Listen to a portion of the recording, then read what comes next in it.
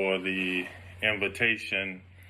As you spoke, for me, it always brings me to tears, thinking about how much pain I cause other human beings during that time. I'm also honored to speak because it's Women's History Month, because my mother wanted me to be an intelligent man. She wanted me to be a dignified man, and she wanted me to be a good man. I threw that away at Jarvis because I left there in handcuffs, and I left there disgraced in a police car and expelled from the school that gave me a chance. I want to thank my mother this morning. I want to thank her for loving me through those deficiencies, poor self-esteem, and ignorance. I dedicate my life to my mother, rest in peace, and I dedicate my mission to serve people the rest of my life because she asked me to, and I intend to fulfill her wishes. Now let's get down to business. I want you to notice that I am wearing my uniform this morning because it is this uniform we wear in the battle against the enemy. But more importantly, we wear this uniform when we're training to go to battle. Why? Because in training to go to battle, we discover who we are, how we're built, and what we need to do to overcome the enemy.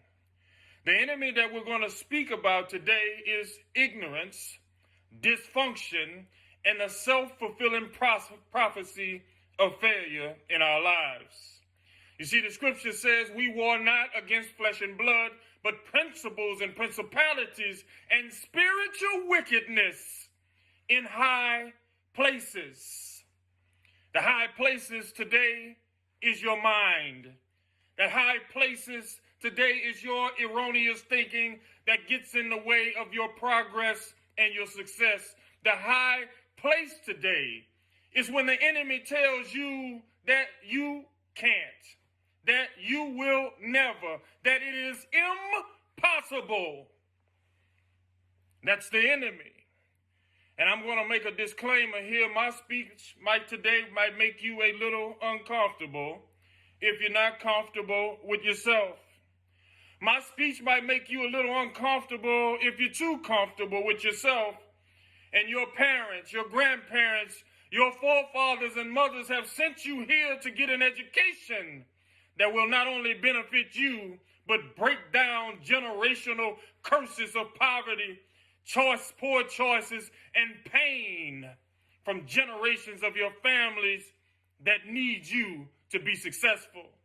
You see, my subject deals with the possibilities that maybe, just maybe, you are the first in your family to graduate from college. You see, my subject deals with the prospects that maybe the school that is giving you a chance to break out from that dysfunction and from the dysfunctional environment that you came from, that you should be a little bit more grateful. My subject today will tap into your mind because you're going to need every bit of your mind to hold off the demons that bring you here from your environment called low self-esteem, low self-worth, and the self-fulfilling attitude of failure. So my subject today is, you're not a product of your environment, you're a product of your thinking.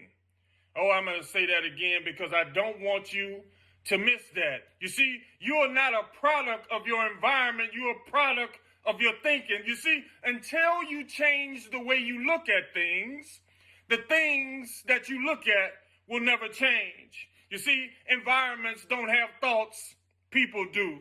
Environments don't make people do bad things, people do. Environments don't throw their lives away, people do. You see, it is your thinking that will propel you to the levels of success or failure in this life.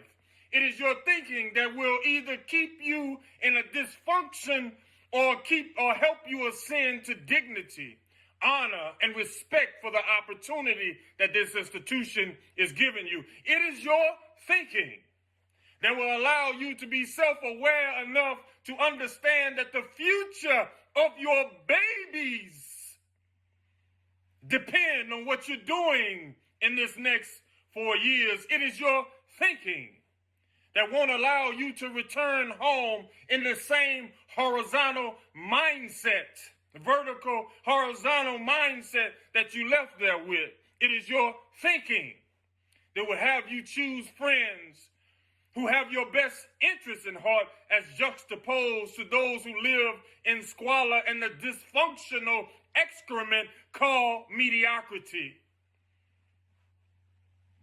It is your thinking that won't allow you to fail even though you are operating way outside of your comfort zone.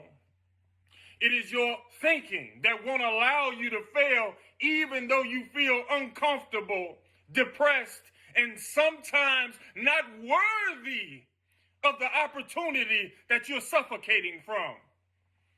It is your thinking that won't allow you to fail even though you can't stand your professor, your coach, the business office, because they are pushing you towards your potential.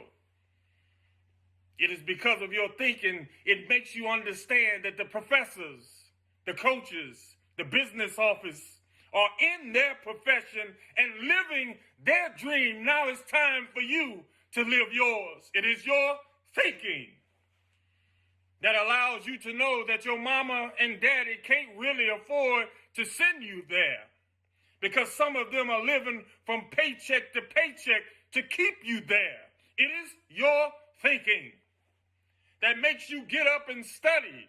Listen to me.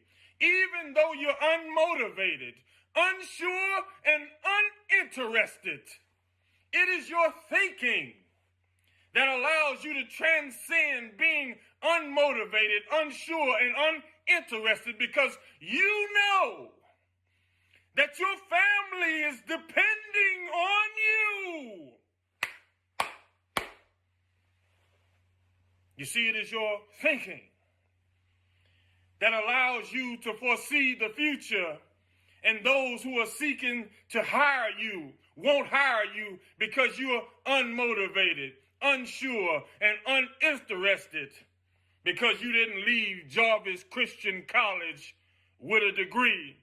No, I got to say that again because that was too powerful for you to miss. You see, it is your thinking that makes you get up and study even though you're unmotivated, unsure, and uninterested, because you understand through the process of cognition, these things will affect you the rest of your life and will sentence your children to poverty, dysfunction, and dilapidation. You see, you should understand through your thinking that you won't get hired unmotivated, unsure, and uninterested because you didn't leave that institution with a degree. You see, is the man who thinks and the man who doesn't, are they alike? By no means. The man or woman that does not think is like cattle or even less. You see, you're not a product of your environment, you're a product of your thinking. Cattle only does what their environment allows them to. But you, young Jarvisonian, you are a student and a human being. You have the ability to transcend your environment through thinking, through actions, and through your willingness never to quit. My subject today is, you're not a product of your environment, you're a product of your thinking. Now let me help you think through the process.